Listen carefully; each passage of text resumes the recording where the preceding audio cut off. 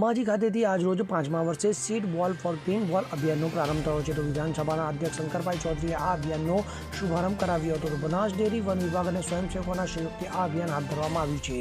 જુલાઈ મહિના દરમિયાન બનાસ ડેરી દ્વારા અરવલ્લીના પર્વત ઉપર 1 કરોડથી વધુ સીડ બોલનું વાવેતર કરવામાં આવશે. તો અંબાજી ખાતે માં અવનીને વૃક્ષરોપી લીલી ચોંદડી ઓઢાડવાના હરિત યજ્ઞ અંતર્ગત ડ્રોન અને પદયાત્રા દ્વારા સીડ બોલનું વાવેતર કરાયું હતું. તો આ દરમિયાન અધ્યક્ષ શંકરભાઈ ચૌધરીએ જણાવ્યું હતું કે અંબાજી અને જેશોર પર્વત પર સીડ બોલનું શ્રેષ્ઠ પરિણામ મળ્યું છે. તેમણે વડાપ્રધાન નરેન્દ્ર મોદીના અરવલ્લીની ગિરિમાળાઓને ગ્રીન વોલ બનાવવાના નિર્ણયની સરાહના કરી હતી. તો આ કાર્યક્રમમાં બનાસકાંઠા જિલ્લાના વાવ તાલુકાના ધારાસભ્ય સ્વરૂપજી ઠાકોર, જિલ્લા વન સંરક્ષક ચિરાગ અમીન, બનાસ બેંકના ચેરમેન ડાયાભાઈ પિલિયાતર, બનાસ મેડિકલ કોલેજના ચેરમેન પીજી ચૌધરી સહિત અનેક આગેવાનો હાજર રહ્યા હતા.